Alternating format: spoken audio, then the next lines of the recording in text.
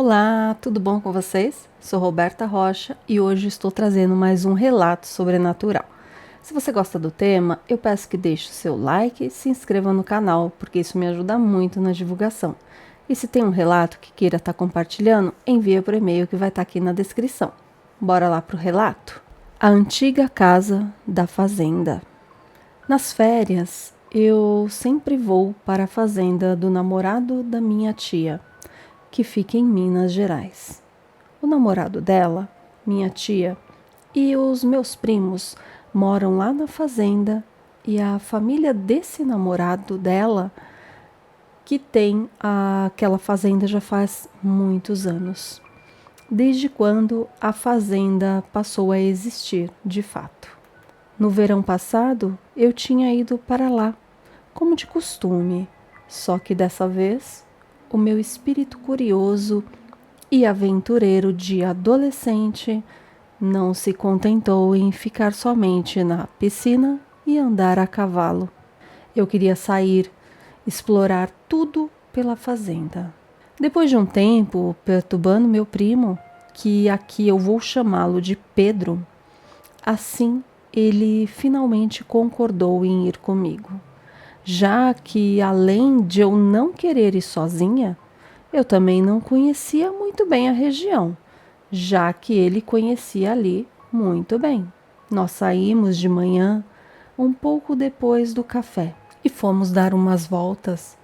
Quando estávamos um pouco longe da casa da fazenda, ele falou: já que você quer explorar, eu vou te levar para a antiga casa principal daqui da fazenda. Quando ele falou aquilo, eu já sentia que iria encontrar muito mais do que eu queria. Essa casa antiga ficava bem longe da outra e nós levamos um bom tempo para chegar até lá. Quando chegamos, eu vi que a casa era bem velha. Ela não era tão grande, mas também não era pequena. A porta estava destrancada, apenas encostada.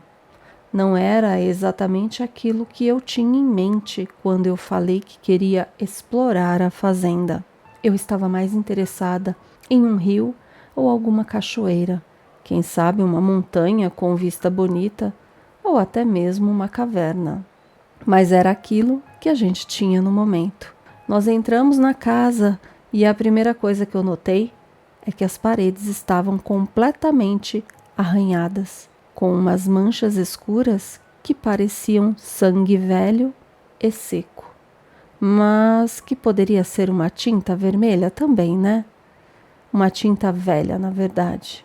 Apesar dos formatos delas serem bem estranhos, meu primo falou que fazia tempo que ele não ia até lá, mas que da última vez que ele foi, as paredes não estavam daquele jeito. Nós estávamos na sala principal e do lado esquerdo tinha uma passagem que levava até a outra sala, que era uma sala de jantar, e para a direita tinha um corredor que levava para os quartos.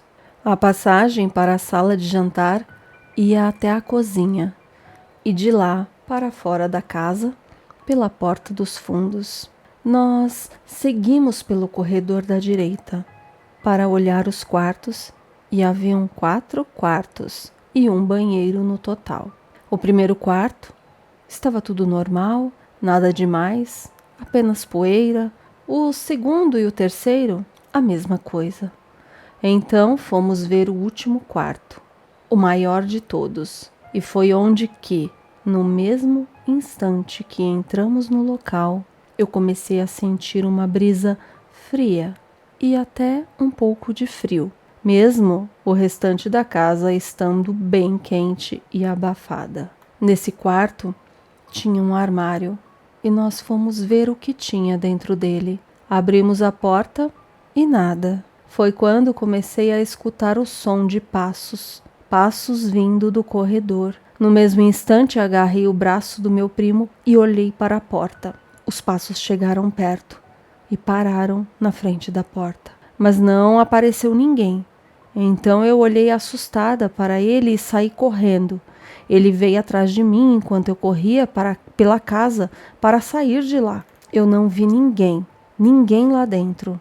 Inclusive, pude notar só as nossas pegadas na poeira e de mais ninguém. Apesar de ter escutado os passos, lá fora, na luz do sol, ficamos mais calmos.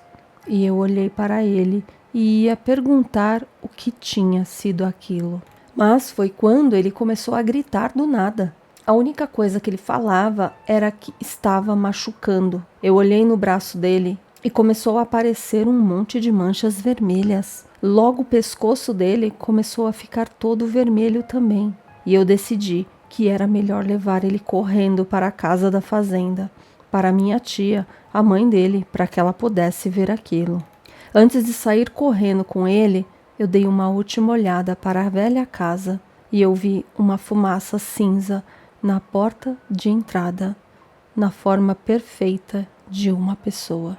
Depois disso, eu agarrei a mão do meu primo e saí correndo. Quando nós chegamos na casa da fazenda, a mãe dele viu como ele estava, ficou totalmente assustada. Ela o levou imediatamente para o hospital e lá o medicaram, deram alguns remédios para ele tomar.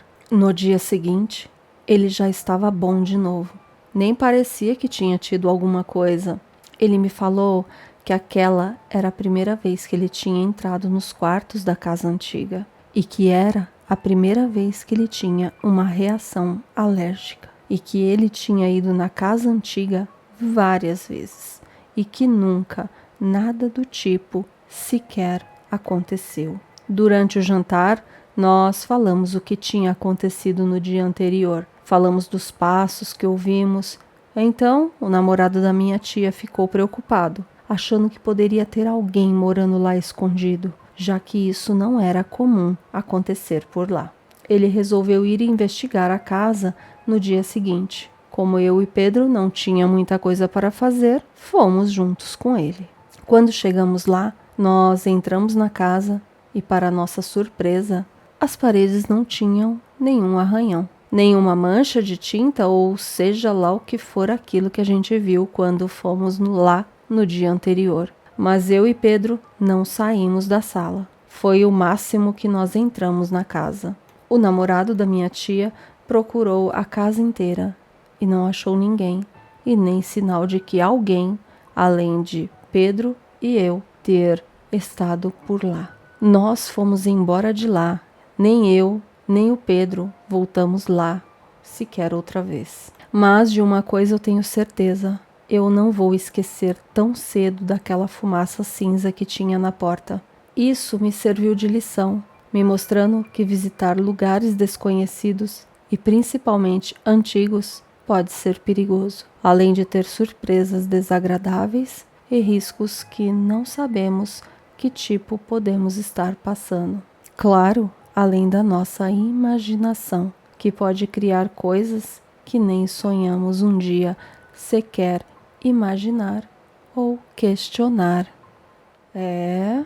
Esse foi o relato, gente. E aí, o que vocês acham que era? Uma assombração? É estranho.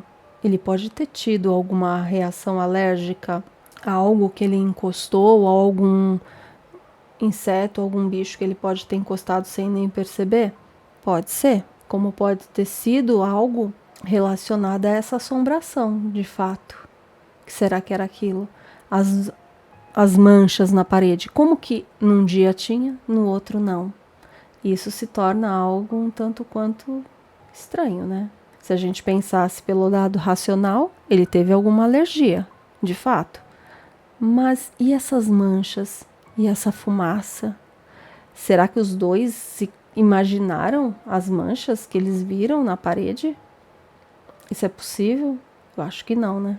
Algo de fato aconteceu ali. Algo de fato existiu ali. E aí? O que vocês acham? É isso. Se vocês gostaram, eu peço que deixe o like e se inscreva no canal, porque isso me ajuda muito na divulgação, e manda seu relato para o e-mail da descrição. Muito obrigada e até a próxima. Tchau!